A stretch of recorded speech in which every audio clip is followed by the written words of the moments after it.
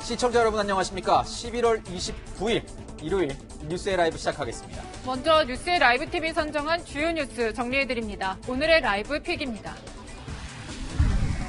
코로나19 신규 환자 수가 450명 발생했습니다. 이미 전국의 거리두기 단계를 2.5단계로 올릴 조건은 충족됐습니다.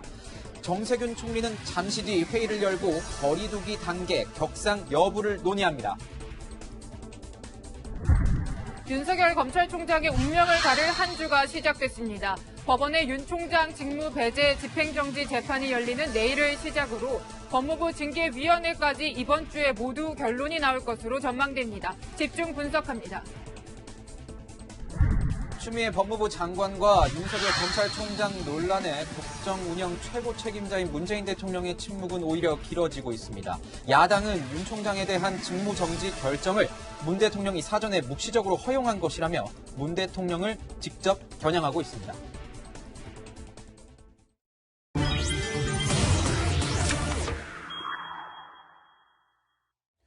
네, 말씀드린 대로 신규 확진자 수가 450명 늘었습니다. 지난 한 주간 평균 국내 발생 확진자 수가 사회적 거리두기 전국 2.5단계 격상 기준인 400명을 넘어섰습니다. 정부는 오늘 단계 격상 여부를 논의할 예정입니다. 네, 전문가 연결해서 자세한 이야기 나눠보겠습니다. 천은미 이대 목동병원 호흡기내과 교수 연결하겠습니다. 교수님 안녕하세요.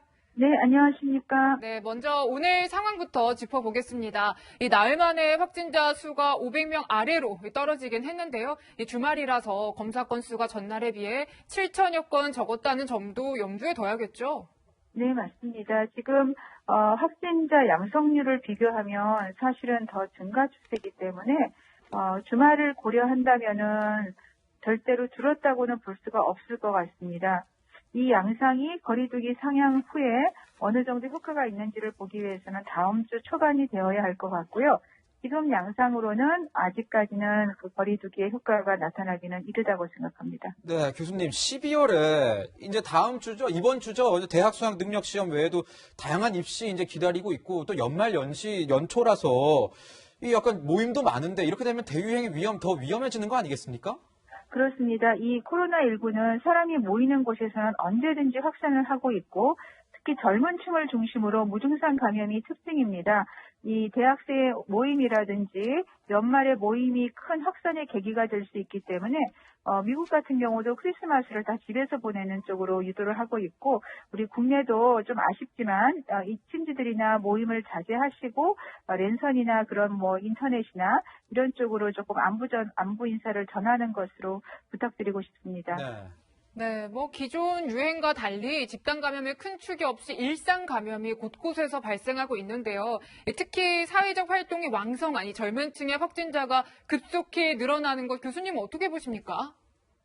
아무래도 활동이 반경이 많은 것이 젊은 층입니다. 특히 10월에 1단계로 완화되면서 겨울이 오고 있고 그 과정에서 그동안 모이지 못했던 젊은 층들이 학교의 동아리나 모임을 통해서 확산이 되고 있기 때문에 지금은 이 코로나19 확산을 막기 위해서는 젊은 층의 협조가 무엇보다도 중요하다고 생각합니다. 특히 수능 후에 발생할 수 있는 확산을 막기 위해서 시험 후에도 우리 학생들이 가능하면 가족과 모임을 갖고 이번 연말은 모임엔 참석 안 하는 것을 부탁드립니다. 네. 지금 보면은 하루 평균 신규 확진자 아까 400명 이상 계속 넘고 있어서 2.5단계 오늘 갈 수도 있지 않겠냐 이런 전망 나오는데 이게 2.5단계 가면은 좀 나아질 것으로 보이시는지 2.5단계로 바뀌게 되는 순간 뭐가 크게 달라지는 건지 함께 좀 설명 부탁드리겠습니다. 네. 2.5단계가 되는 순간 어떤 큰 달라지는 거는 많이 없습니다. 우선 모임 행사를 100명 이하에서 50명 이하로 줄이게 되고요. 네. 노래방이라든지 생활체육시설, 우리가 조금 확진자가 많이 나오는 그런 다중이용시설의 제한이 금지되고 식당이나 카페는 여전히 2단계와 똑같이 카페는 포장 배달만 가능하고 식당은 9시 이후에는 사용할 수 없는 것은 똑같습니다. 단지 단계를 올린다는 것은 우리가 그만큼 확산이 많기 때문에 경계심을 불러일으키는 효과는 가져올 수 있기 때문에 네. 우리 국민들께서 이번 주까지 좀 모임을 자제해 주시고 다음 주 초라도 확산이 만일에 조금 떨어진다면은 단계를 안 올릴 수도 있겠지만 주말을 기점으로 확산 고비가 줄어들지 않는다면은 단계를 격상할 수밖에 없을 것 같습니다. 네, 상황이 이렇다 보니까 이제 중환자 치료 병상 문제도 우려가 되는데요. 확진자가 더 늘면 이 중환자 병상이 빠르게 소진될 텐데 교수님 지금은 어떤 상황입니까? 중환자 병상이 수도권에도 지금 한 9개 정도밖에 남아있지 않고요. 지방에는 경우에 따라서 하나도 없는 경우도 있습니다. 지금은 수도권뿐 아니라 지방까지 확산세를 유지하고 있기 때문에 조만간 중환자들이 치료를 못 받을 수가 있습니다. 이러한 문제 때문에 정부 당국에서 경증 환자들은 집에서 치료를 지금 고려하고 있는데 저는 개인적으로 이 코로나19가 확진이 되면 집에서 자가격리는 조금 위험한 면이 있기 때문에 생활치료시설을 수도권이나 비수도권에서 확산을 좀 많이 확장을 해 주시고요. 네. 그리고 만일에 지금 우리나라에서 개발 중인 항체치료제를 조기 승인이 된다면 항체치료제 주사를 맞고 경증이나 젊은 층은 집에서 자가격리를 하든지 생활치료시설에서 치료를 하고 그렇게 되면 중환자가 줄 수 있기 때문에 중환자 감소를 할 수 있습니다. 하지만 지금 단계에서는 확산세가 증가가 되면 중환자가 늘기 때문에 의료체계 문제가 올 것은 분명하다고 생각합니다. 네, 정부기관에서도 우리 교수님의 이런 의견에 대해서 잘 검토를 했으면 좋겠습니다. 저 아까 말씀드렸지만 이번 주에 수능이 있습니다. 수능 며칠 안 남았는데 가족들 걱정 굉장히 많을 것 같고 특히 수험생들은 진짜 걱정 많을 것 같습니다. 수험생들 있는 가정이나 아니면 수험생들 이제 시험 치러 가서 시험장에서 어떻게 행동하는 게 좋은지 좀 팁을 주시면 어떨까요? 가족들은 지금부터라도 좀 더 조금 철저하게 따로 생활하는 것이 필요하고요. 왜냐하면 가족 중에도 무증상 감염이 상당히 있을 겁니다. 그래서 수능 전까지 조금 생활을 격리 생활 비슷하게 학원이나 그런 스터디 카페를 이용하기보다는 집에서 공부를 하는 것을 권해드리고요. 시험 당일에는 우리가 마스크를 꼭 철저히 착용해야 되고 여분의 마스크 꼭 준비해 주시는 거 필요하시고요. 그리고 수능 당일날 혹시라도 열이 나거나 호흡기 증상이 있는 경우는 꼭 말씀을 해 주셔야 네. 정부 당국에서 따로 시험을 볼 수 있게 준비를 해줄 겁니다. 네. 그리고 제가 정부 당국에도 부탁드리고 싶은 것은 수능이 49만 명이 보기 때문에 정말로 많은 학생 중에 무증상 감염이 있을 수 있습니다. 그래서 당일 시험을 보는 때 호흡기 증상이 있는 경우에는 신속 항원 검사를 동원해서라도 확진자를 찾아주셔야 그 후에 시험 후에 우리가 확산을 막을 수가 있다고 생각합니다. 네. 네, 그렇군요. 교수님, 오늘 말씀 감사합니다. 네, 감사합니다. 네, 계속해서 3차 재난지원금 소식도 짚어보겠습니다. 김관호 계명대 교수, 또 김태현 변호사, 장혜찬 시사평론가와 함께하겠습니다. 어서 오세요. 안녕하세요. 네, 코로나19 3차 확산과 맞물려서 정치권에서는 3차 재난지원금 얘기가 나오고 있습니다. 평론가님, 지금 보면은 야당에서 먼저 말을 꺼내긴 했어요. 3조 6천억 원 정도의 이 3차 재난지원금 이번도 예산안에 넣어서 12월 2일 날 통과시켜서 내년도 예산안에 반영시키자. 이랬는데 여당에서도 뭐 받아들이는 것 같긴 해요. 받아들이는 대신에 예비비나 국채 발행을 통해서 하자. 약간 입장 차가 있는데 이게 어떻게 통과가 될 것 같으십니까? 어떻게 보세요? 우선 맥락을 조금 설명드리면 네. 야당이 먼저 3차 재난지원금 필요성에 대해서 공론화를 시켰고요. 여당 같은 경우는 이 청와대 대변인 출신의 고민정 의원 정도를 제외하면 반대한 의원이 없습니다. 고민정 의원의 반대도 큰 힘이나 동의를 얻지 못하고 사그라드는 추세이기 때문에 어떤 식으로든 3차 재난지원금이 주어질 것은 확실해 보이는데 야당이 이걸 예산안에 포함시키자는 것은 네. 예산 총액에서 이 3조 6천억 원을 더하게 되면 나머지 부분에서 3조가량을 삭감하자는 뜻이 됩니다. 삭감을 해야 되죠. 정해져 있으니까 그렇죠. 총량은. 네. 그 삭감 대상이 아마 문재인 정부에서 지금 집중적으로 밀어붙이고 있는 한국형 누딜 이런 사업들을 삭감하자는 것이고 반면 더불어민주당 같은 경우는 대통령의 정책 공약, 이 한국형 뉴딜을 뒷받침하기 위해서 이걸 예산에 포함시키기보다는 별도의 예비비나 또는 추경과 비슷한 형태의 추가 예산으로 이 재원을 마련하자는 것인데요. 이 재원 마련 가운데 이견이 생기고 있지만 사실 지난 총선 시점을 돌아보게 되면 재난지원금을 주느냐 마느냐 그리고 액수로 얼마를 주느냐에서 항상 야당이 여당의 주장에 이 쫓겨왔던 경향이 있습니다. 그래서 재난지원금을 받는 국민들이 이건 우리가 여당 때문에 이걸 받는구나라고 생각할 수밖에 없었는데 이번 같은 경우는 재원 마련에서는 정치권의 이견, 진통이 꽤 갈 것으로 보입니다만 야당에서 먼저 주자고 나선 예산이기 때문에 예. 재난지원금이 가진 어떤 정치적인 효과 이것이 앞선 이제 재보궐선거에 끼치는 효과는 지난 총선에서 미쳤던 효과보다는 조금 덜하지 않겠는가 하는 분석도 가능할 것 같습니다. 네, 이 재원 마련에 대한 여야의 의견 목소리로 들어본 뒤에 분석도 이어가겠습니다. 정부가 추진하는 한국판 뉴딜 사업 등 선심성, 홍보성 예산을 삭감한다면 재원 마련에는 문제가 없을 것입니다. 긴급지원 예산을 편성하는 대신 한국판 뉴딜 예산을 삭감하자는 야당의 요구는 수용할 수 없습니다. 네, 뭐 어떻게든 이 재원을 마련한 뒤에 지급이 결정이 된다면요, 교수님. 네. 저 지난번에도 반복됐던 논란이긴 한데 선별 지원이냐 보편 지원이냐 다시 또 고민이 깊어질 것 같은데 어떻게 보세요? 그렇죠. 이재명 지사 같은 경우 지금 또 보편적 지원을 얘기를 하고 있죠. 그런데 지금 우리가 이 상황을 보면 타격을 받는 분들이 많이 생겼어요. 방역 기준을 예. 강화하면서 사실은 장사라든가 뭐 사업을 하기 어려운 분들이 있는 거죠. 이것을 우리가 이제 타겟을 명확히 해가지고 그 목적을 달성하는 부분에 집중을 하는 것이 효과가 좀 더 있을 것 같다는 생각을 해요. 우리가 모두 다 이렇게 나눠주면 좋죠. 왜냐하면 뭐 피로감도 있고 모든 국민이 좀 받아서 위로도 받고 이런 상황이면 좋겠지만 그렇죠. 우리의 재정 상황도 굉장히 안 좋아지고 있거든요. 그런데 지금 다른 분들보다는 타격을 받는 소상공인이라든가 자영업자라든가 뭐 노동자라든가 근로 상황이 안 되는 분들이 있어요. 그러니까 아예 수입이 없어지는 분들이 있습니다. 그러니까 요번에 재난지원금의 목적은 뭐냐면 생계 지원이다라고 한다면 예. 생계 지원, 생계가 사실 굉장히 불투명해지는 분들에게 집중될 필요성이 있다. 그렇게 본다면 보편적 지원보다는 선별적 지원으로 해서 좀 더 두텁게 그분들에게 지원이 가는 것이 지금 필요하지 않나 이렇게 생각합니다. 네, 코로나19 속보와 3차 재난지원금 소식까지 하나하나 분석해봤습니다. 네, 여야가 총선이다 선거다 이런 생각 좀 안 하고 국민만 바라보고 정했으면 좋겠습니다. 다음은 운명의 갈림길에 선 윤석열 검찰총장 얘기로 넘어가겠습니다.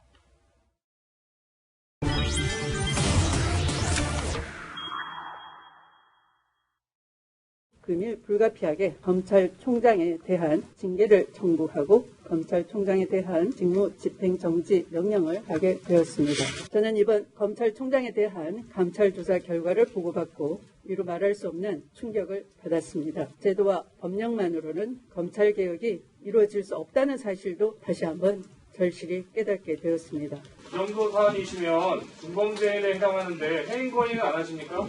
질의응답 안 받으세요? 아니 질의응답 안 받으세요? 아니 오늘 예, 질의응답은 다음 주에 하도록 하겠다고 했으니까 아마 뭐 내일 정도 이후에부터는 이제 뭐 질의응답에 답하실 수도 있겠네요. 추미애 법무부 장관이 직무정지, 이 징계 조치 파장이 뭐 정치권, 사회 뭐 전부 다 압도했습니다. 덮었다고 봐야 되는데 결국 내일 이게 사상 초유의 일인데 사상 초유 맞겠죠, 교수님?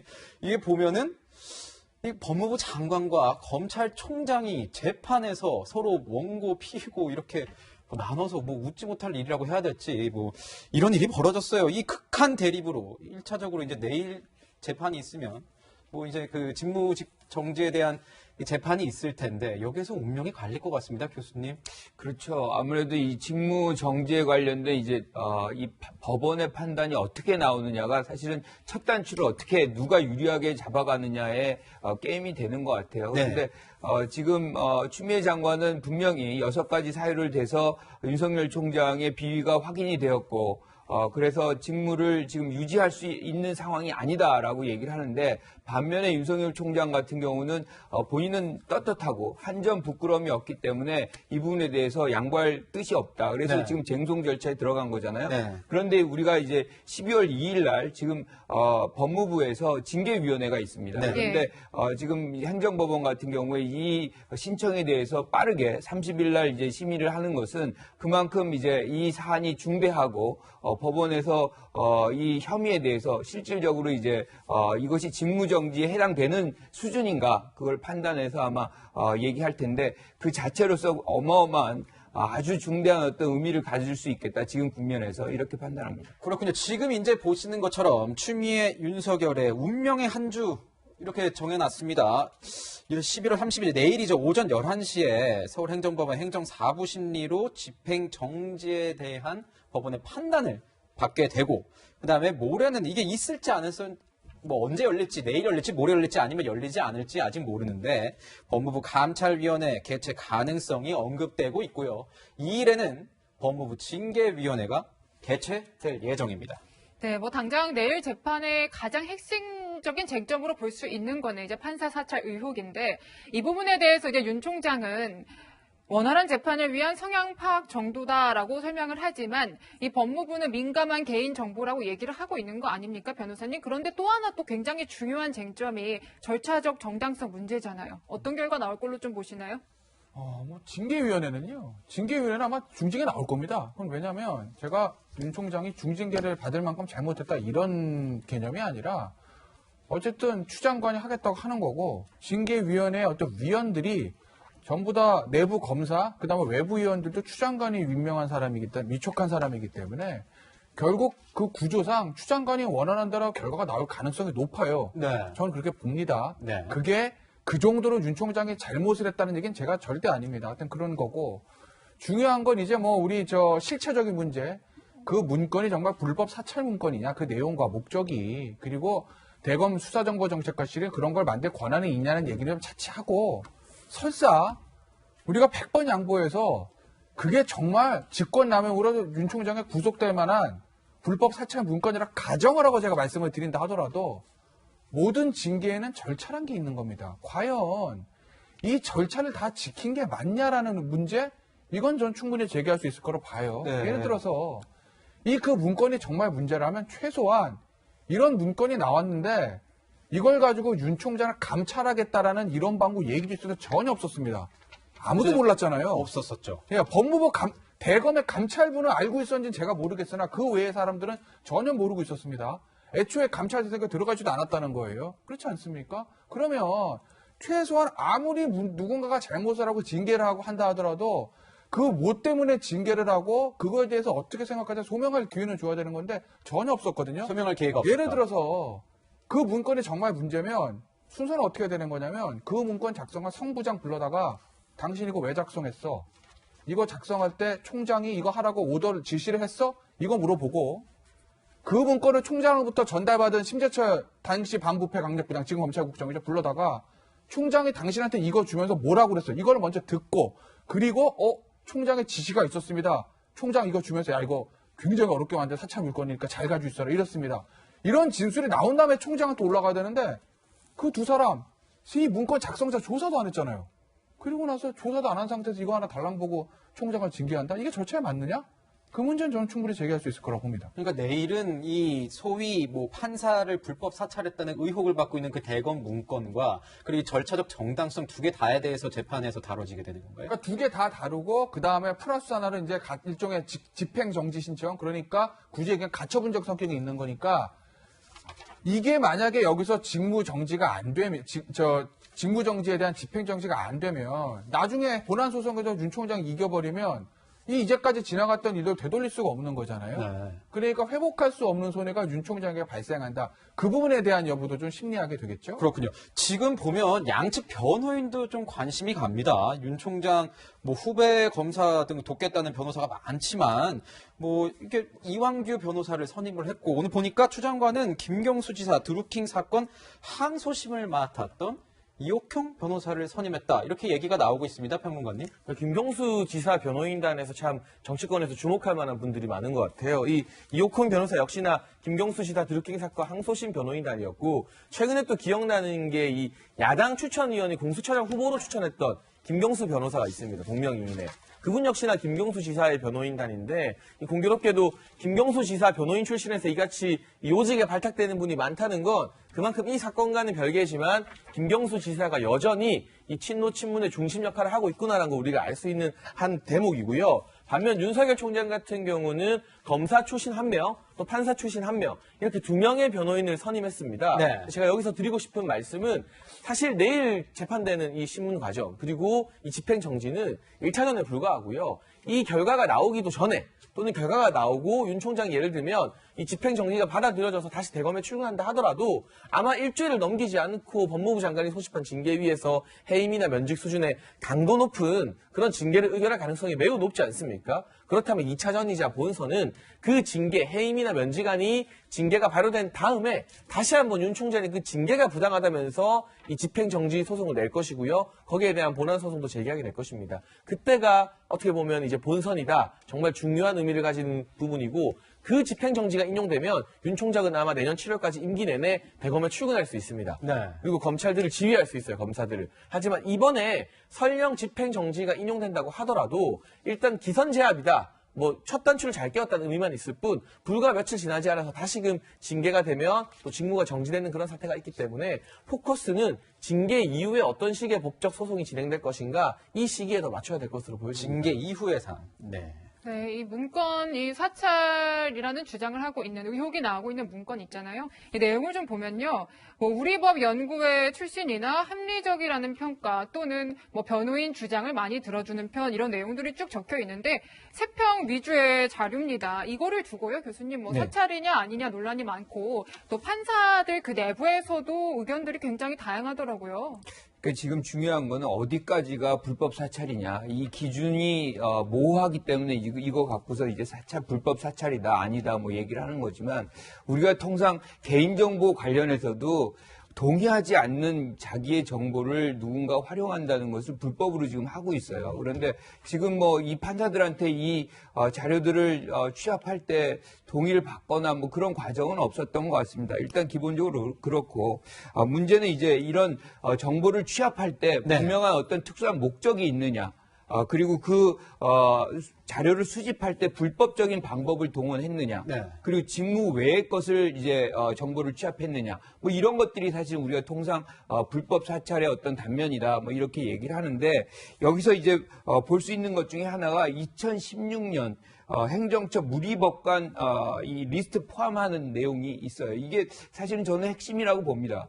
그러니까 여기 이 문건에 여기가 포함되어 있는데 이거는 사실상 알려져 있는 사안이 아니거든요. 뭐 인터넷에서 다 나와 있는 것을 다 모았다 그러는데 이거는 나올 수가 없는 겁니다. 왜냐하면 대법원이 행정처가 사실상 판사 일부를 2018년에 이제 그 조사하고 예컨대 이제 사찰을 할 때 그때 이제 이 리스트를 작성한 것이 하나의 문건이 돼가지고 한 건데 그거를 검찰이 압수수색을 했거든요. 그러니까 그 압수수색된 자료가 여기로 넘겨져서 사실은 다른 어떤 재판의 것들을 다른 용도로 사용하는 건 불법인데 이것이 이렇게 전용된 거 아니냐라는 의혹을 지금 제기받고 있는 것이거든요. 그거 외에도 여러 가지가 있습니다. 예컨대 뭐 검찰 직원의 어떤 검사의 처형이다.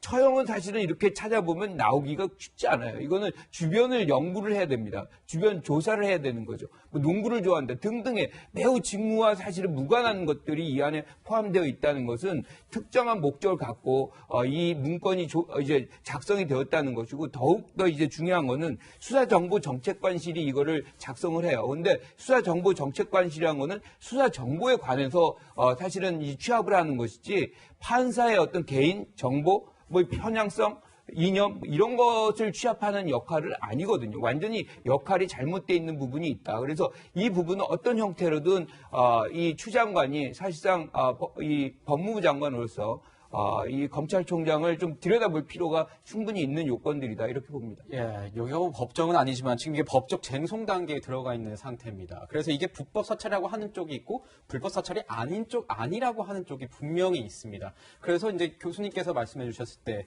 이 의견에 대해서 김태현 변호사님도 혹시 어떻게 바라보시는지 다른 의견이 좀 있을 수 있을 것 같습니다. 저는 이거를 전혀 불법 사찰이라고 보지 않아요. 그러니까 사랑에서 시간의 차이 있는 건데. 우리가 이제 불법 사찰보다 뭘 보냐면 만든 사람의 주체가 누구냐는 거 보고 그다음에 이제 목적 보고 방법 보거든요. 근데 뭐 방법은 미행하고 무슨 뭐 뒷조사하고 무슨 뭐 이런 건데 그거는 사실은 이제는 논의 대상은 안 되고 방법은 이제 불법성은 없었던 거고. 그러니까 이제 비교해 볼 수 있는 게 뭐냐면 예전에 법원행정처에서 만든 소위 말하는 블랙리스트. 그렇죠. 네. 그게 이제 직권남용이 되느냐 안 되느냐는 변론으로 하고 뭐 일부 무죄 나온 것도 있고 아직 재판 진행되는 것도 있는데 그 블랙리스트가 처음 나왔을 때 문제를 삼았던 거 거기서도 방법의 불법성은 없었어요. 거기 이제 목적이거든요.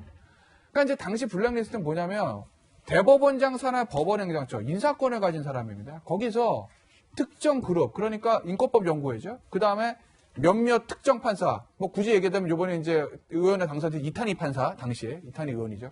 같은 법원행정처의 입장과 반하는 특정 판사 모임과 특정 판사들의 불이익을 줄 목적으로 만든 게 명확했다라는 거예요. 그리고 당시에 실제로 그 사람들 불이익을 받았느냐는 변론을 하더라도 법원행정처가 대법원장이고 인사권과 징계권을 가지고 있기 때문에 얼마든지 그 조직에 대해서 불이익을 줄 수가 있었어요. 근데 이게요, 예를 들어서 그 내용에 보면 이 판사에 대한 범죄 혐의가 있는 것도 아니고 학력, 그다음에 경력, 주요 판결, 세평도 이 사람이 누구누구랑 친해서 밤마다 어디 가서 뭘 한답니다. 퇴근 이후에 집에 안 가고 어딜 간다. 이런 게 아니라 정말 순수하게 재판을 어떻게 진행하느냐, 피고인 말을 잘 들어주느냐, 피고인 변호인의 증거 신청을 다 받아주느냐 아니냐, 이런 거거든요. 그러면 그 재판에 들어가는 공판 검사가, 뭐 변호사도 마찬가지입니다. 어쨌든 재판부가 재판을 어떻게 하고 증거 신청을 어떻게 받아주는지 그 성향에 맞춰서 공판을 준비해야 되는데 이게 판사한테 불이익을 줄 수 있는 겁니까? 그리고 변호인도 마찬가지고 피고인도 마찬가지고 그걸 안다고 해서 재판에 영향을 끼칠 수가 있습니까? 이건 검사 입장에서 보면 유죄를 받기 위해서, 저 같은 변호사 입장에서는 무죄를 받기 위해서 하는 작업인데 이걸 가지고 불법 사찰이라고 한다? 저는 납득을 할 수는 없습니다. 네, 이 사안이 워낙 지금 이제 법적으로 어떤 판결을 앞두고 있는 사안이기 때문에 저희도 굉장히 민감합니다. 아까 이제 교수님께서 말씀해 주셨을 때 보면은 그 무리야기 법관 같은 경우에는 이게 사실 팩트를 하나씩 저희가 좀 정확하게 짚고 넘어가야 되니까요.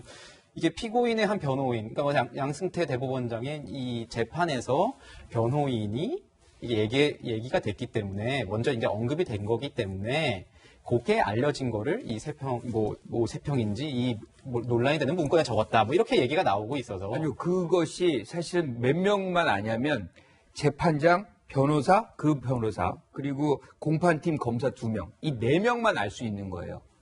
왜냐면 합의실에서 4명만 알 수 있는데 그렇죠. 왜 이거를 다른. 그렇죠. 그게 지금 이 문건에 나올 수 있다는 것은 누군가가 거기에 전달돼. 이건 서 부장검사도 지금 해명을 못하고 있는 부분이거든요. 이거 변호인이 했다고 하는데. 그렇죠. 굉장히 중요한 거고 사실 어떻게 보면 이제 판사 인권 같은 것들이 여기 다 위협받고 있는. 아까 이제 또 한 가지 추가적으로 말씀드리고 싶은 게 뭐냐면 2018년에 대법원 행정처가 만든 이 문건이 하나 있습니다. 이게 뭐냐면 사법행정위원회 위원을 추천하는 그런 문건인데 이게 뭘로 이제 표결이 되냐면 사찰 보고서 4로 나와요. 이 재판 과정 속에서. 이게 누가 이 사찰 보고서라고 이 규정을 하냐면 이게 검찰이 한 겁니다. 그렇죠? 그런데 이 검찰이 규정했던 그 문건의 내용과 지금 현재 나오고 있는 문건의 내용이 거의 동일해요. 그러니까 뭐 우리 법 명부에 뭘 어떻게 성향이 온 거나 뭐 등등의 이런 수준이었는데도 불구하고 그때는 사찰로 규정하고 지금은 사찰이 아니라고 얘기하고 있어요. 그 모순을 윤석열 총장 측에서는 해소를 시켜야 된다. 이렇게 봅니다. 무리하게 법관 리스트가 어떻게 넘어가냐 이건데. 그러니까 일단 공판적에서 나온 거 맞아요. 양승태 전 대법관 재판에서. 근데 이제 요번에 이 주요 판결 분석할 때 이게 일각에서는 뭐 조국 전 장관 사건만 한 거 아니야 그러는데 양승태 전 대법원 사건 들어가 있고요. 이명박 전 대통령 2심도 들어가 있습니다. 그러니까 소위 굳이 말하면은 진보 보수 여야 가리지 않고 어쨌든 당시에 대검에서 바라보고 있던 중요한 사건들을 다 분석을 한 거예요. 네. 좀 말씀을 드려야 될 것 같고. 근데 그 당시에 이제 그 양승태 전 대법원장 사건에서 수사 자료에 증거 자료의 명단이 있다는 거잖아요. 근데 이 명단을 당시에 수사검사나 공판검사 절대 외부로 유출하지 않았다는 거예요. 네. 그건 뭐 이제 조사를 해보면 알겠지만 그런 것 같아요. 그러면 이제 그 성부장이라는 사람이 어떻게 이걸 입수했냐라는 건데, 글쎄 아직까지 이게 100% 확인된 거 아닌데 일부 언론 보도에 의하면 어떤 얘기가 있냐면 당시에 양승태 전 대법원장의 그 공판팀에 있었던 검사 한 사람이 그 중에 그 후에 인사를 통해서 이 성부장하고 같은 수사정보 정책관실에 있었다라는 보도가 있었습니다. 그러면 그 사람들을 통해서 당시에 공판 검사들 사이에서는 다 이걸 알고 있었을 거 아니에요. 그 비공개 합의실에는 공판 검사 중에 딱 둘이 들어갔다고 하지만 실제로 그 이후에는 공판팀 다 알 수밖에 없는 거잖아요. 이 문제는. 그렇게 해서 알 가능성은 있죠. 그러니까 수사자료 예를 들어서 자 수사자료 가져와봐. 증거자료 가져와봐. 보안 권리 그 문건을 빼내는 게 아니라 그렇게 같이 근무했던 사람들을 통해서 구두로 전해들었을 가능성을 배제할 수는 없어요. 그렇기 때문에 이게 일각에서 의심하는 것처럼 야 이거 중요한 수사자료는 명단, 블랙리스트 명단을 권한도 없는 성부장이 수사팀에서 증거자를 쓱 빼온 거 아니야? 이거는 아니라는 걸 제가 말씀을 드리는 겁니다. 네, 저희가 또 하나 좀 주목해서 봐야 될 거든요. 이 윤 총장에 대한 직무 정지 또 징계 청구라는 그 공문서 결재 부분인데요. 이 문서에서 보면은 과정에서 법무부에서도 상당한 이견이 있었다고 합니다. 평론가님. 그러니까요. 이 내부자, 이견이 있었던 그 내부자에 대해서는 아예 건너뛰었다. 이런 내용이 나오는데요. 그러니까 사실 뭐 이 윤 총장에 대한 직무 배제의 근거가 적합하냐 아니냐는 바라보는 시각에 따라 너무나 다양한 이야기가 나오고 있잖아요. 그렇죠. 예. 네. 하지만 한 가지 그 부분을 떠나서 절차적으로 과정을 엄수했느냐 여기에 대해서는 저는 개인적으로 많은 아쉬움을 느낍니다. 예. 사실상 이 문서 같은 경우도 원래라면 심우정 법무부 기획조정실장의 결재가 들어가야 하는 부분입니다. 그런데 심우정 기조실장 같은 경우는 이 윤석열 총장에 대한 징계에 대해서 반대 의견을 냈다고 합니다. 그렇다면 내부적으로 법무부 장관이 이 법무부를 어떻게 보면 통솔하고 설득해서 이 징계의 필요성을 이게 좀 합리적으로 결과를 얻어내는 것이 아니라 나는 뭐 무조건 징계를 해야겠다. 그럼 네가 결재 안 하겠다면 너의 이름을 결재 라인에서 아예 빼버리겠다는 식으로 여기에 결국 주사급 공무원과 담당관, 추미애 법무부 장관 3명의 결재만 드러나게 됐거든요. 우리가 민주주의 국가에서 시스템으로 움직이는 사회가 되었는데 장관 한 사람이 마음먹었다고 해서 모든 시스템을 무시하고 절차를 무시할 수 있느냐? 저는 그런 것은 민주주의의 본령과는 어울리지 않는다고 봅니다. 근데 이 절차적 정당성에 대한 시비가 이 결재 서류 하나만 있는 것이 아니라 저희가 앞서서 본 것처럼 모레 감찰자문위원회가 열릴지 안 열릴지 모르잖아요. 원래라면 감찰자문위원회가 열려서 그 위원회에서 과반수 의결로 이거는 뭐 징계 대상이다. 물론 법적 구속력은 없습니다만 그 이야기를 듣고 나서 징계회가 열려야 되는데 애초에 법무부는 징계위원회를 2일에 열고 감찰자문위원회를 10일에 소집하겠다고 했습니다. 아니 징계위원회에서 결론 다 내놓고 외부 자문위원들의 자문을 듣겠다는 것 선우가 뒤바뀐 것 아니겠습니까? 왜 이렇게 급하게 가느냐. 징계가 필요하고 법무부 장관이 봤을 때 윤 총장이 법적으로 이 불법을 행한 부분이 많다면 감찰하고 징계하는 것은 장관의 권한이죠. 하지만 그 과정에서 서두르지 않고 법무부 내부의 총의를 모아가면서 정해진 절차를 지킬 때 국민들도 정말 뭔가 문제가 있는가 보다 공감할 수 있는데 너무 급하게 서두르고 기자회견 같은 경우도 브리핑 40분 전에 기자단에게 공지한 다음에 한 번에 질의응답도 받지 않았습니다. 그만큼 준비가 안 되었기 때문에 이렇게 자기 할 말만 급하게 발표하고 빠진 것이 아닐까 하는 의혹을 제기할 수밖에 없거든요. 추미애 장관이 이 징계에 아마 정치적 명운을 걸 수밖에 없는데 본인의 정치적 명운을 위해서라도 모든 과정 하나를 탄탄하게 밟아가는 그 절차에 대해서는 고민할 필요가 있다고 생각합니다. 네, 징계위는 2일에 열리는 것으로 이제 확정이 됐는데 이 감찰위가 언제 열릴지에 대해서 정말 뭐 말이 많습니다. 왜 안 여냐? 뭐 지금 뭐 들어보니까 이 세 가지 안 가지고 감찰위원들한테 뭐 얘기가 같다고 해요. 의견이 전해졌다고 하는데 뭐 내일 열릴지 아니면 모레 열릴지 아니면 둘 다 가능하기 때문에 둘 다 참석이 가능한지 뭐 이런 걸 물었는데 실제 열릴지 안 열릴지는 모른다. 이 감찰위가 이렇게 중요한 이유가 지금 어떻게 된 겁니까? 변호사님? 모든 징계는요, 선감찰 후징계예요. 감찰에서 이 사람이 왼쪽으로 하는지 오른쪽으로 하는지 그냥 앉아있었는지 뭘 판단을 해야 그 다음에 징계를 할 거 아니에요. 근데 감찰이 자문이 강제가 아니고 선택. 자, 근데 이제 감찰위원회라는 게 원래 예전에 법무부령에는 법무부 장관이 감찰하기 위해서 반드시 감찰위원회를 열어야 한다. 의무사항으로 돼 있었는데 11월 초에 이거를 선택상으로 바꿨어요. 열 수도 있다. 안 열고 그냥 감찰해도 되는 겁니다. 그런데 이 감찰위원회가 정기회가 있고 임시회가 있어요. 정기회는 1년에 2번 열리거든요. 그 중에 하나가 아마 12월 10일로 예정했다는 것 같아요. 근데 징계 다 끝난 다음에 감찰위원 열어봐야 아무 소용이 없잖아요. 그러니 외부 규정에 따르면 감찰위원 3분의 2가 요청하면 언제든지 열어줘야 되는 겁니다. 법무부에서는. 네. 근데 외부 감찰위원들이 3분의 2 정족수 맞춰가지고 법무부한테 아니 징계 다 끝난 다음에 정기 감찰이 열면 뭐하냐. 그러니까 임시 감찰 열어달라. 우리 정족수 맞췄다. 규정대로 해달라고 요구를 했습니다. 그러면 이제 열어야 되는 거예요. 그죠? 근데 법무부가 아직까지 답이 없습니다. 금요일 날 일부 언론에서 속보로 왜냐면 정족수 맞춰서 외부 위원들이 감찰위원회 열어달라 했기 때문에 열어야 되기 때문에 다음 주 월요일인가 화요일쯤에 연다라는 제 속보 일보가 나왔는데 그 다음에 다시 무슨 보도가 나왔냐면 법무부에서 아직 확정된 바 없다. 이런 보도 나왔거든요. 그건 뭐냐면 외부 감찰위원들이 요청했으니까 규정상 열긴 열어야 되는데 이걸 징계위 전에 하면 결과가 이상하게 나와버리면 수요일날 징계위에서 법무부가 원하는 대로 결론이 안 나올 수도 있잖아요. 그러니 지금 법무부가 고민하는 것 같습니다. 제가 봤을 때는. 하지만 선감찰 후징계고 외부 위원들이 감찰이 열어달라. 그것도 징계위 전에 열어달라고 요청한 이상 이건 규정대로 당연히 열어야 되는 거예요. 이걸 안 하면 법무부의 규정 위반이 됩니다. 그러니 다음 내일 또는 모레 반드시 감찰위가 열릴 것을 기대를 한번 해보겠습니다. 네, 법치주의, 우리나라 법치주의죠. 법치주의에서 가장 중요한 거는 뭐 결과도 중요하지만 과정도 중요하지 않겠습니까? 이 검사들이 지금 뭐 검란이라는 얘기가 나올 정도로 뭐 항의 성명 같은 걸 내고 있죠. 뭐 검사장뿐만 아니라 평검사 그리고 전직 뭐 검사장들도 직무 배제는 말이 안 된다.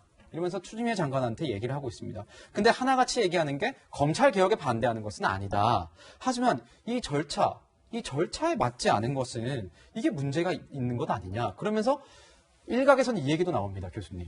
이 추미애 장관 행정권, 검찰권 남용은 안 된다고 하면서 본인은 행정권에 남용을 하고 있는 것 아니냐 이런 비판이 나오고 있어요. 어떻게 보십니까? 그러니까 지금 26일 날 고검장, 지검장에서 20여 명이 사실은 반발을 하고 성명서를 냅니다. 그래서 이 결정 사항을 제고해달라 네. 추미애 장관에게. 그리고 나서 이제 많은 이 평검사들까지 여기에 이제 참여를 하는 거죠.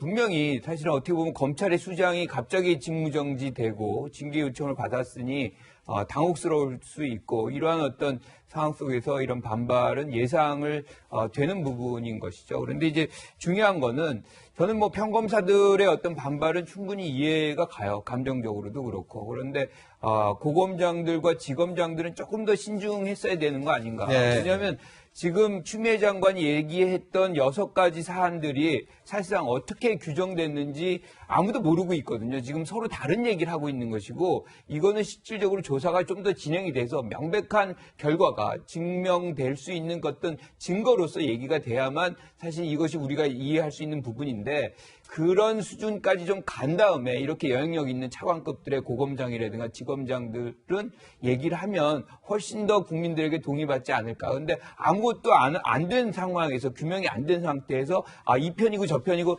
편가르기식으로 그냥 뭐 이건 잘못됐다라고 얘기하는 것은 장관도 규명이 안 돼 있고 그렇죠. 뭐 차관급이라는 보검장 서로 다르게 지금 얘기를 하고 있기 때문에 조금 더 신중하고 냉정하게 좀 대응을 하는 것이 좀 필요한 상황이 아닌가. 지금 국민들도 굉장히 혼돈스러워해요. 그러니까 법무부 장관은 이 부분에 대해서 감찰을 하려고 하는데 지금 윤석열 총장이 불응하고 있는 거 아니냐. 몇 차례에 걸쳐서 사실 거절하고 내보내고 이러니 감찰이 실질적으로 이루어지지 않았으니 뭐 이렇게 먼저 이제 발표를 했다고 얘기를 하지만 사실은 그 부분도 조금 빠르다는 느낌은 분명히 있어요. 왜냐하면 윤석열 총장이 대면 조사는 조금 그렇더라도 서면 조사는 받겠다라고 얘기를 했기 때문에 네. 서면 조사를 먼저 좀 받고 그리고 나서도 어떻게 해도 사실 대면 조사 갈 수밖에 없거든요. 그리고 나서 이제 대면 조사를 요청을 했는데도 그때도 만약에 불응한다 그러면 사실은 뭐 어떤 형태로든 감찰의 명분이 훨씬 더 추미애 장관에게 있었을 텐데 조금 급한 것이 아쉽다 이렇게 생각합니다.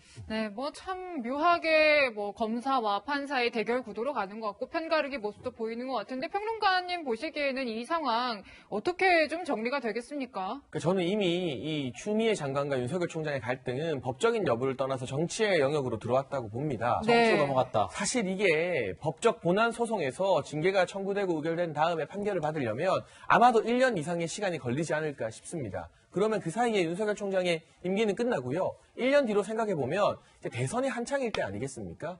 그런 만큼 이건 어쨌든 본인들의 생각이나 노하우는 무관하게 정치적 논쟁거리가 되었다면 예. 정치적 결정의 최고 책임자는 저는 대통령이라는 생각이 들고요. 네. 지금 여러 여론조사나 국민들의 어떤 마음 가운데 대통령이 왜 나서지 않느냐. 문재인 대통령의 인사권자로서 이 문제를 정리할 필요가 있다. 여기에 대해서 공감하는 분들이 상당히 많이 늘어나고 있는 추세인 것 같은데 법적인 절차나 징계에 대한 절차는 사실상 이제는 뭐 이 화살이 시위를 떠났기 때문에 진행이 되도록 맡겨놓으면 됩니다. 하지만 그 이전에 이것을 단순히 어떤 법적인 영역에 맡겨두지 않고 국민의 어떤 이 최고 책임자이자 정치의 최고 책임자로서 문재인 대통령이 이 부분에 대해서 내가 봤을 때 윤석열 총장 이제는 해임할 때가 됐다. 아니면 추미애 장관이 너무했다. 내지는 두 사람 다 이러한 갈등으로는 검찰 개혁도 무엇도 할 수 없으니 동시에 물러나라. 적어도 3가지 선택지 중에 하나의 답을 내릴 필요가 있어 보이는데요. 그 부분에 있어서 문재인 대통령의 등판, 교통정리가 늦어지면 늦어질수록 이 같은 혼란은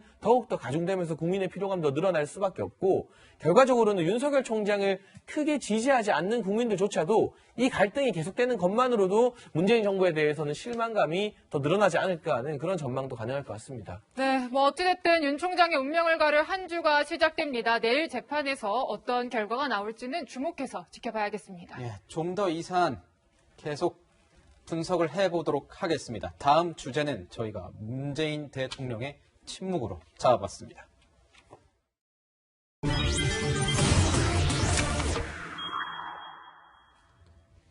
예, 아까 말씀해주신 대로 법적인 뭐 이런 차원을 넘어서 이제 정치권으로까지 뭐 덮어버렸습니다, 이 사안이. 이 국민의힘 의원들 지금 청와대 앞에서 이 릴레이 1인 시위를 이어가고 있습니다. 법무부 장관과 검찰총장 갈등에 국정운영 최고 책임자인 문재인 대통령이 침묵할 것이 아니라 이제 직접 입장을 표명하라, 뭐 이렇게 하는 거죠. 네, 김종인 위원장도요, 거친 표현을 쓰며 추 장관을 비판했습니다. 안보겸 기자의 리포트 보시고 관련 분석 이어가겠습니다. 초선 의원들의 청와대 앞 릴레이 시위 현장을 찾은 김종인 국민의힘 기상대책위원장이 추미애 법무부 장관을 향해 역겹다는 표현을 썼습니다. 일반 분들이 텔레비 틀어놓고서 추미애 장관의 모습을 보고 오시면 너무너무 역겨워하는 것이 일반적인 지금 현상이 아닌가 생각을 해요. 윤석열 검찰총장 직무배제 등 추 장관의 조치들을 일반인 상식에서는 납득할 수 없다는 이유에서입니다. 문재인 대통령 책임론도 거론했습니다. 과연 추미애 법무장관이 독단으로 그러한 짓을 할 수 있는 그런 힘이 있느냐고 이렇게 물어볼 적에 대통령이 어느 정도 사전에 조금 묵시적으로 허용을 하지 않았나 하는 생각을 하게 돼요. 릴레이 시위를 하고 있는 국민의힘 초선 의원들도 문 대통령을 압박했습니다. 대통령이 인사권을 제대로 활용을 하지도 않고 있고 또 이 상황에 대해서 사실은 정치적인 손익 계산만 하고 있는 것 같아요. 법치주의가 이렇게 죽는 것에 대해서 안타깝기도 하고 정말 부끄럽기도 합니다. 더불어민주당은 국민의힘의 릴레이 시위에 대해 판사 사찰을 한 검찰 앞으로 가야 했다며 번지수를 잘못 찾았다고 비판했습니다. 또 김종인 위원장의 역겹다는 말에 대해 인격 모독이라고 반발했습니다. 채널A 뉴스 안보겸입니다. 네, 김종인 국민의힘 비대위원장이 어제 청와대 앞에서 릴레이 1인 시위를 하는 국민의힘 의원들을 찾았습니다. 거기서 한 발언이 굉장히 셉니다. 보면은 아까도 들으셨지만 뭐 추미애 장관 모습을 보면 뭐 너무너무 뭐 이런 약간 역겨워하는 그런 게 일반적이지 않겠느냐, 일반인들의 경우에. 그리고 이제 대통령을 향했습니다. 대통령이 사전에 묵시적으로 허용하지 않았나? 이 문재인 대통령이 그러니까 윤석열 검찰총장의 직무정지를 사전에 묵인하고 허용한 것 아니냐? 이 상황에 대해서 아무 말을 하지 않고 있기 때문에 오히려 국민이 더 답답해진다. 대통령이 침묵하고 있는 건 맞는 것 같습니다. 굉장히 좀 뭐 오랜 기간인 것 같긴 한데 교수님 어떻게 보세요? 이 침묵에 대해서? 굉장히 이제 고민스럽다는 것이 우리가 느낄 수 있는 고심을 하고 있다. 고심이죠. 왜냐하면 추미애 장관도 그렇고 윤석열 총장도 그렇고 다 본인이 임명한 사람입니다. 본인이 임명했죠. 그렇죠. 이런 상황에서 두 사람의 어떤 갈등, 대결이 뭐 심화가 되고 이것이 쟁송으로까지 이어지고 있어요. 그러니까 어떤 조치를 취하기도 사실은 지금은 어려운 상황이 됐습니다. 이미 법적인 단계로 진입이 돼서 여기서 대통령이 뭔가를 얘기한다는 거는 법원의 판단을 사실은 왜곡시킬 수 있는 부분이 있거든요. 그래서 상권분립의 상황 속에서 이미 때는 늦었다. 그래서 대통령의 언급이 지금에 있는 상황에서는 안 되는 상황으로 이미 된 것이지만 결과적으로는 이 정치적 책임은 다 지금 문재인 대통령이 지고 있어요. 이 온갖 부담이 다시 오고 있습니다. 그런데 여기서 그러면 추미애 장관의 편을 들어서 지휘를 하고 있느냐 아니면 윤석열 총장에 대한 부분 여기에 껴들 수는 없는 거죠. 지휘권은 일단 장관에게 줬습니다. 장관이 어떠한 형태로든 이 과정을 이제 해소를 시키고 그 과정이 다 끝나고 나면 그 책임이 잘 된 것이냐 안 된 것이냐에 따라서 추미애 장관을 뭐 사실 경질하거나 뭐 그러한 부분들을 할 수 있는 것이지 일종의 이제 책임 장관 제도를 지금 운영하고 있는 상황 속에서 여기에서 장관의 어떤 업무에 사실은 대통령이 개입해가지고 이 문제를 또 더 혼란스럽게 할 수는 없는 일이다. 그래서 굉장히 고민스럽지만 지금은 그 고민 속에서 계속 인내하는 수밖에 없을 것 같다 이런 생각합니다. 네, 이런 상황에서 이제 여당 내에서도 여러 가지 목소리가 나오는데 이런 얘기도 나옵니다. 동반 퇴진론인데, 그러니까 추 장관도 그렇고 윤 총장도 그렇고 동반 퇴진이 필요하지 않냐, 이상민 의원이 이런 얘기를 했어요, 변호사님. 근데 이상민 의원의 저 얘기가 민주당 내에서 소수설이잖아요. 그러니까 일부 언론 보도 보면 열성 당원들한테 이상민 의원이 좀 비판도 많이 닿았다는 거 같고, 왜냐면 둘 다 동반. 그러니까 핵심 당원들이나 민주당의 주류의 생각들은 윤 총장만 퇴진시키는 거지 추미애 장관을 퇴진시키면 안 된다는 생각 아니겠어요? 오히려 동반 퇴진론은 강하게 비판하고 있죠. 그렇죠. 그러니까 이상민 의원이 저 얘기가 거의 소수설일 거예요. 근데 저 생각도 한번 생각을 해볼 필요는 있다. 그러니까 대통령 입장에서 보면 어느 한쪽을 빼는 게 부담스럽다면 둘 다 빼서 상황을 정리할 필요도 있다. 다만 아마 대통령이 이미 정치적으로 어떤 결단을 해가지고 정리하기는 이미 시기가 너무 늦었습니다. 네. 저거 진작 했어야 되는 거예요. 하다못해 제가 그런 말씀도 한번 드린 적이 있을 거예요. 기억나실지 모르겠지만 추미애 장관 아들 문제가 나왔을 때 그걸 원인으로 해서 추 장관을 빼서 정리하는 것도 한 방법이다라는 얘기 한번 말씀드렸잖아요. 그 시기도 놓친 거예요. 대통령 고민할 겁니다. 윤 총장을 빼면 내가 임기 2년을 보장하라고 했다고 윤 총장이 국감에서도 얘기를 했는데 그걸 빼면 나는 약속을 어긴 대통령이 되는 거니까 고민. 추 장관을 빼면 검찰개혁이 망가지는 거 아니냐라는 사인을 지지층한테 줄 수 있을까 그것도 고민. 그 고민하다가 지금 1년이 휙 지나간 거거든요. 지금 그래서 터지기 직전이기 때문에 이제 아마 대통령은 정치적으로 정리할 단계는 이미 넘어섰고 아마 대통령의 생각은 수요일날 징계위원회에서 징계가 나오면 법무부 장관의 제청에 따라서 법에 있는 검사진검법에 따라서 징계에 사인하는 나는 윤 총장의 임기를 보장하고 싶었으나 법무부에서 절차에 따라서 이런 징계가 내려졌고 그걸 장관이 제청했기 때문에 나는 법에 따라서 사인한다 라는 식으로 아마 상황을 정리할 가능성이 저는 가장 높다고 보는데 이 정리 방법이 내년 초에 있을 서울시장, 부산시장 재보궐선거에 과연 여당에게 유리하게 영향을 끼치겠는가? 저는 그 부분은 의문입니다. 네. 지금 이제 아까 이상민 의원의 의견이 소수설이라고 했지만 저도 약간 바라보는 눈빛은 소수설이긴 하지만 이렇게 분화가 된 적이 있었나 싶기는 합니다. 이 여당에서 다른 목소리가 나오는 거죠. 또 다른 좀 포인트를 짚어보자면 추미애 장관, 법무부 장관으로서 대통령을 보좌하는 게 역할인데 방금 말씀해 주셨던 부담이 모두 대통령에게로 간다.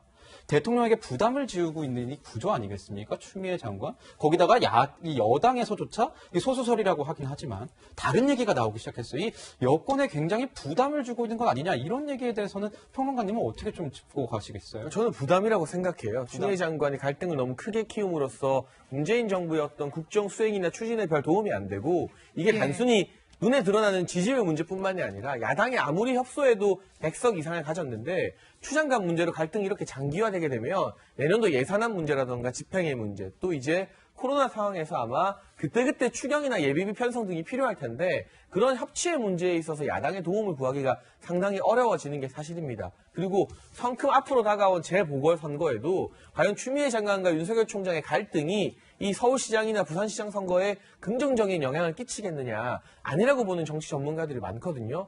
그런데 그럼에도 불구하고 다른 목소리 이를테면 추 장관이 잘못했다는 게 아니라 추윤 둘 다 정리하자는 이상민 의원의 목소리마저도 지금 더불어민주당 내부에서는 소수가 아니라 극소수인 게 현실이고요. 네. 그런데 이상민 의원은 지난 20대 총선에서 사개특위 위원장 했던 분입니다.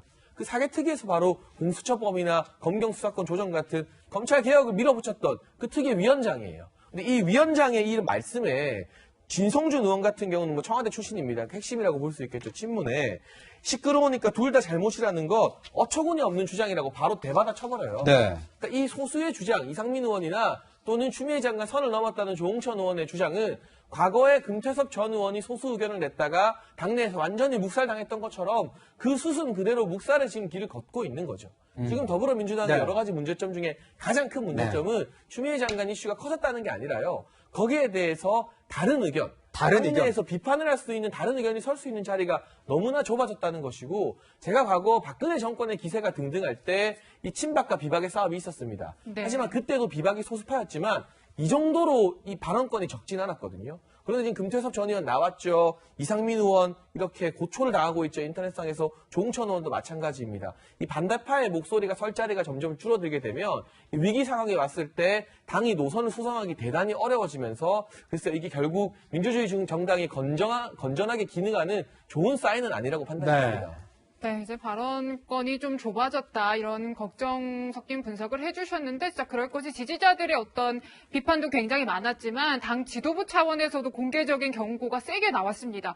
그 내용을 좀 보면요, 이제 신동근 의원이 이제 글을 올렸는데 검찰개혁과 관련해서 당내 일부 의원의 행태가 도를 넘었다. 이제 쭉 내용을 보면은 더 이상 묵과하기 어렵다, 자중하길 바란다 이런 굉장히 강한 표현들이 여러 번 담겼어요. 교수님 어떻게 보세요? 추윤의 어떤 갈등이 사실상 이런 법적인 쟁송의 과정으로 진입이 됐지만 이미 다른 한 측면에서는 완전히 정치적인 어떤 갈등으로 부상이 된 것이거든요. 그래서 이게 일종의 진영 논리의 적용을 아주 직접적으로 받고 있는 겁니다. 네.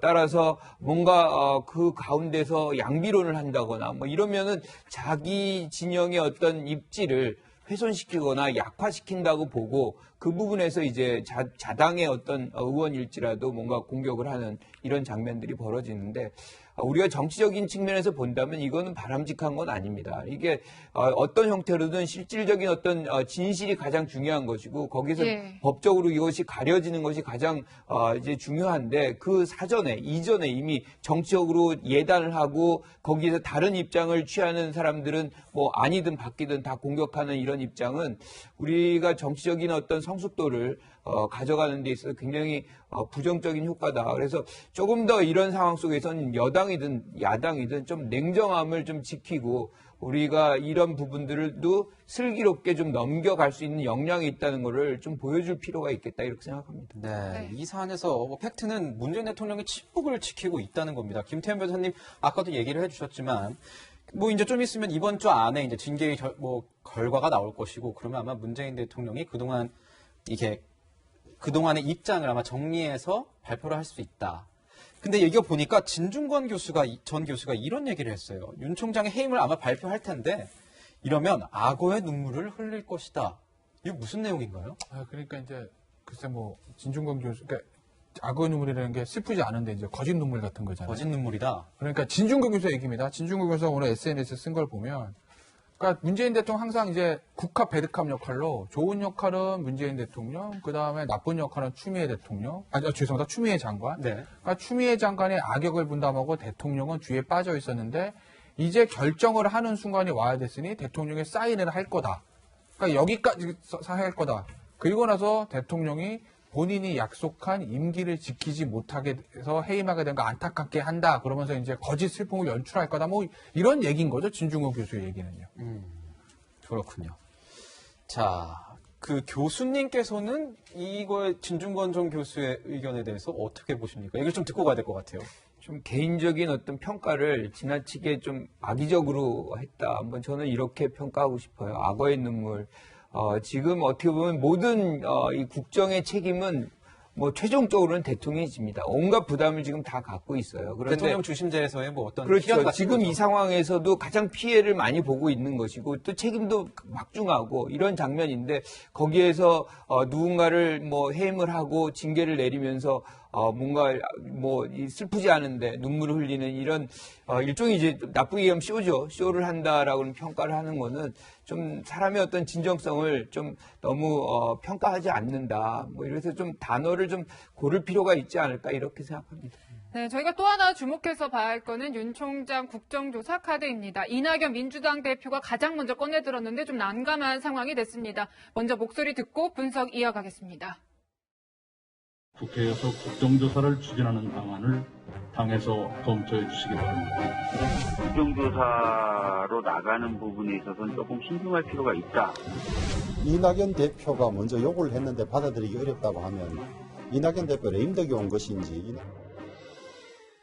네, 뭐 국민의힘에서는 추 장관, 윤 총장 다 같이 국정조사를 하자고 하니까 민주당은 또 한 발 살짝 물러서는 모양새인데 어떻게 보세요? 실제로 국정조사 진행이 되겠습니까, 평론가님? 저는 처음에 이낙연 대표가 이 메시지 던진 그날 저녁에 방송에서 이거 안 될 네. 거라고 단언한 바가 있습니다. 그래요. 왜냐하면 국정조사가 열리게 되면 윤석열 총장에게 그야말로 날개를 달아주는 격이 될 수도 있다. 지난 국정감사에서 법사위 여당 의원들이 벼르고 별렸지만 결과는 윤석열 총장의 동문회가 펼쳐지면서 그 이후 오히려 지지율이 대폭 상승하는 그런 일을 우리가 이미 경험하지 않았습니까?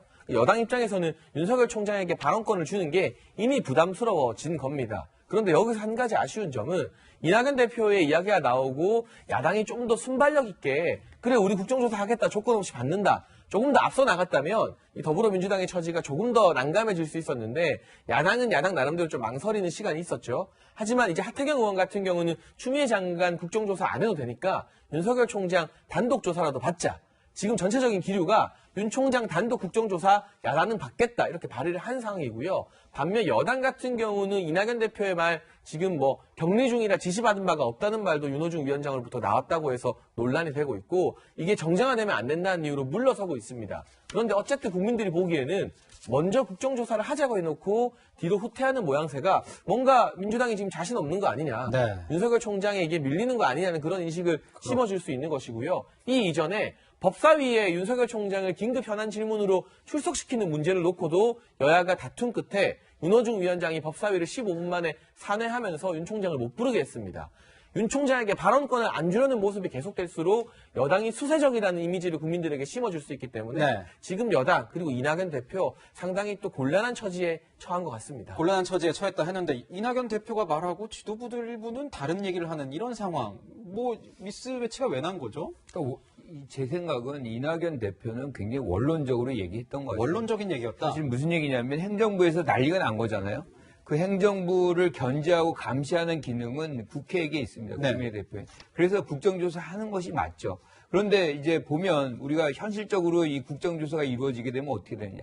완전한 블랙홀이 됩니다. 여기에 모든 것이 다 빠져들어가고 사실은 국정이 제대로 운영될 수 있는 그 기회가 연말 연초에는 다 없다라고 보면 맞는 겁니다. 그리고 또 한 가지가 뭐냐면 지금 국정조사 이루어지면 안 되는 이유가 실질적으로 지금 법원에서 지금 쟁송이 이루어지고 시작했잖아요. 네. 이런 부분에서 같이 동시에 이런 것이 이루어진다면 법원의 판단에도 상당히 부정적인 영향을 미칠 수 있다. 그런 측면에서 나중에 재발 방지를 위해서 법원의 판단이 다 이루어진 다음에 한다 그러면 몰라도 지금 동시에 이루어질 일은 아니다. 이렇게 생각합니다. 네, 저희가 또 하나 좀 전해드리고 싶은 게 지금 이런 상황에 대해서 대학생들, 서울대생들이 온라인 커뮤니티에 쓴 글이 굉장히 화제가 되고 있습니다. 그러니까 내용과 주제를 보면은 결국에는 그러니까 박근혜 정부가 최악의 정부라고 욕해서 미안합니다. 반성문처럼 쓴 일종의 풍자 글인데 그러니까 내용이 굉장히 많아요. 여러 가지 사건들을 언급하는데 핵심은 그겁니다. 변호사님. 현 정부를 비판하는 글이에요. 어떻게 좀 보셨어요? 그러니까 저거 사실은 이게 내용이 뭐냐면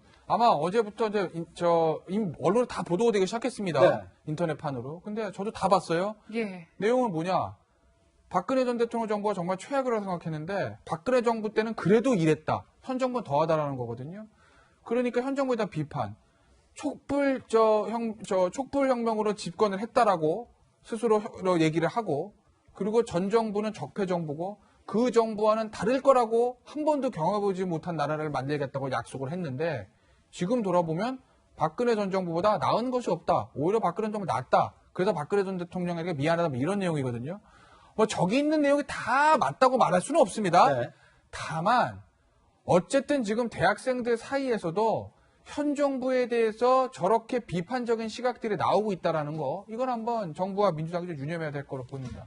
교수님은 어떻게 보세요? 이제 학생들 가르치는 입장에서 이 글을 보면 그래 이거는 따지지 않겠습니다. 근데 굉장히 정치에 관심이 많아 보이는 것 같아요. 요즘 대학생들. 그렇죠. 근데 지금 내용에 이제 사실관계가 좀 틀린 부분도 있고 그래서 우리가 이걸 다 받아들일 필요는 없는 것 같은데 어쨌든 저 글을 쓰신 분은 저는 제 생각에는 현 정부를 욕하고 싶었던 본심이 있었던 분이에요. 그런데 이제 과거에 박근혜 정부와 빗대서 이게 더 잘못한 것이었다 알고 봤더니 이런 건데 그러면 제가 질문을 할게요. 자, 박근혜 정부가 그럼 잘못 안 한 겁니까? 그런 부분에서 우리가 이제 잘못한 건 잘못한 거고 이 부분에서도 만약에 이제 문재인 정부가 잘못한 게 있다 그러면 분명히 밝히고 거기에 관련된 것들을 징계가 필요하면 또는 처벌이 필요하면 다 해야 되는 것이죠. 근데 하나 저 문장의 틀이 박근혜 정부가 잘했다는 게 아니에요. 박근혜 정부가 잘못했다. 그런데 현 정부는 그 잘못한 정부를 적폐 정부라고 하고 그 정부보다 훨씬 나은 나라를 만들겠다고 했는데 하는 거 보니 박근혜 전 정부보다 나은 게 없다. 이거 상대적인 비교인 네. 거지 박근혜 정부가 잘했다는 그런 내용의 글은 아니라는 거죠. 그 부분에서 잠시 얘기하면 사실은 그러면 박근혜 정부가 지금의 정부보다 잘했다는 것이냐. 거기에는 동의할 수가 없는 거죠. 자, 저희가 다음 시간에 좀 다뤄볼 수 있으면 다뤄보도록 하겠습니다. 네, 이렇게 학생들의 풍자까지 나오는데 대통령의 침묵이 언제까지 길어질지는 주목해서 지켜봐야겠고요. 세 분과는 여기서 인사드리겠습니다. 감사합니다.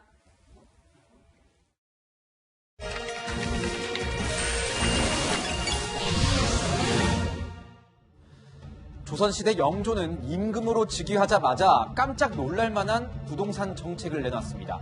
용어는 다르지만 지금과 유사한 집 매매와 전세 계약을 일절 금지한다는 내용을 발표한 겁니다.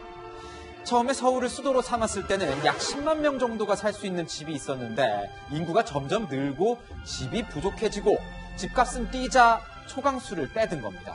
그런데 영조를 난감하게 했던 건 어명을 지키지 않은 왕의 측근들이었습니다. 영조는 대소신료들이 소유한 여분의 집을 1년 안에 모두 내놓으라고 했지만 대부분 듣지 않았습니다. 어떻습니까? 300년이 흐른 지금과도 별반 다르지 않아 보이죠. 고위공직자들이 여러 채의 집을 갖고 있다면 어떠한 정책을 내놓아도 국민들의 신뢰를 얻기가 어렵다고 생각합니다. 솔선수범이 꼭 필요한 시기가 되었습니다. 서울 강남에 아파트 2채를 보유한 채 결국 청와대를 떠났던 김조원 전 민정수석. 직 대신 집을 택했다는 비판이 거셌는데요. 1년 만에 두 채 합쳐서 무려 6억 원이 넘게 올랐습니다. 자유시장 경제에서 개인이 자산을 보유했다고 비난받을 이유 당연히 없습니다. 그런데도 그에게 곱지 않은 시선이 쏟아지는 건 이 정부가 자초한 측면이 큽니다. 24번에 걸친 부동산 대책에도 집값이 떨어지기는커녕 천정부지로 치솟았죠. 그래도 안 잡히자 자기들이 다주택 공직자 퇴출 요건을 만들더니 대통령 핵심 참모가 못 지키겠다고 직을 벌였습니다. 국민들이 뭘 믿고 따르겠습니까? 게다가 그는 공직자들에게 똑바로 하라 기강을 잡는 민정수석이었습니다. 문 대통령은 취임 후 이런 말을 했습니다. 부동산 가격을 충분히 잡을 수 있을 것이라고 확신합니다. 전국적으로는 부동산 가격이 오히려 하락했을 정도로 안정화되고 있습니다. 지난번 부동산 대책으로 지금 부동산 시장은 상당히 안정이 되는 것 같습니다. 지난주 안타까운 일이 있었습니다. 서울 목동에서 남편이 아내를 살해한 뒤 스스로 목숨을 끊는 사건이 있었는데요. 집은 사고 싶은데 폭등한 집값을 어떻게 마련해야 할지 서로 다투다가 벌어진 일이었습니다. 집 못 사면 전세 살면 되지. 그게 안 되면 월세 살면 되지. 그것마저 안 되면 호텔 임대 살면 되지. 왜 이렇게 집에 목매는 거야? 부동산 정책 만들 때요. 이런 안이한 생각으로 만들면 큰 오산입니다. 이렇게 목매게 만든 게 정부입니다. 거기다 이전 정부 탓, 저금리 탓, 영끌 탓, 탓만 하면서 대체 언제까지 두더지 잡기만 할 겁니까? 의식주는 인간 생활의 3가지 기본 요소이고 안정적인 내 집 마련은 인간의 기본 욕구입니다. 사람이 먼저다. 이 말 잊지 않으셨으면 합니다. 지금까지 하나요 뉴스였습니다.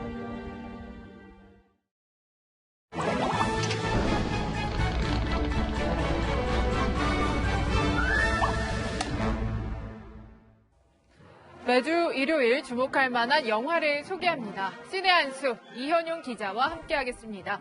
자, 이 기자, 오늘은 어떤 영화 들고 왔습니까? 네, 올해 코로나19로 극장가가 직격탄을 받았잖아요. 그 속에서도 선전한 한국 영화 2편이 있는데요. 이달 4일 개봉한 도굴, 그리고 지난 9월에 개봉해 안방에서 VOD로도 보실 수 있는 담보입니다. 네, 먼저 도굴부터 같이 보죠. 문화재를 훔친 도굴꾼 이야기라고요.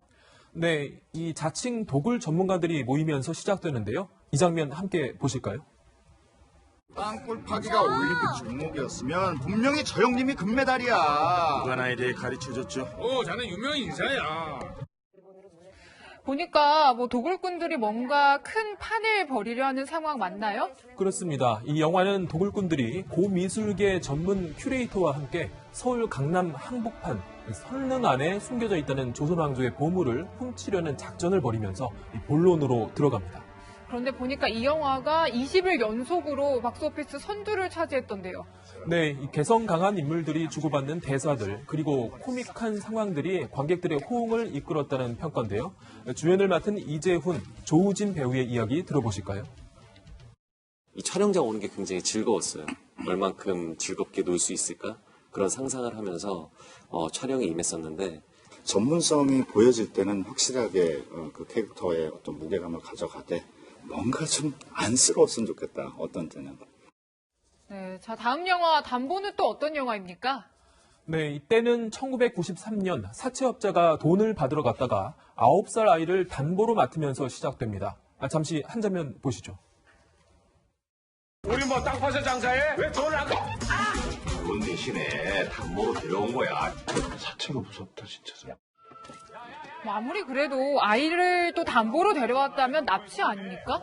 그렇죠. 다만 성동일 씨가 맡은 이 사채업자는 겉으로는 무심한 듯 남을 챙겨주는 인물로 점차 심경의 변화를 일으켜 위험에 빠진 아이를 구하고 어른이 될 때까지 맡아서 키워주기까지 합니다.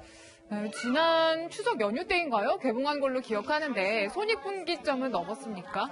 네, 개봉 한 달여 만에 손익분기점 170만 관객을 돌파했고요. 해외 20개국에 판매됐고 지난달 베트남에서는 2주 정도 이 박스오피스 1위를 차지했다고 제작사 측은 설명했습니다. 사실 추석 연휴 때 개봉한 가족 영화인데 또 너무 슬픈 영화는 아닌가요? 네, 이 영화는 잔잔한 미소를 머금게 하는 흐뭇한 장면도 나오지만 아이를 담보로 맡는다는 설정부터가 이 등장인물들의 기구한 운명을 예고하는 듯하죠. 주연 배우인 성동일 씨의 이야기를 들어보시죠. 볼수록 공감이 가고 같이 울어줄 수 있고 웃어줄 수 있는 꼭 우는 게 다는 아닌데 영화가 울다 웃다를 아마 꽤 많이 하실 영화예요. 네, 울다가 웃다가 하는 가족영화 담보 그리고 범죄 오락영화 도굴까지 소개해드린 신의 한시였습니다. 이 기자 고맙습니다.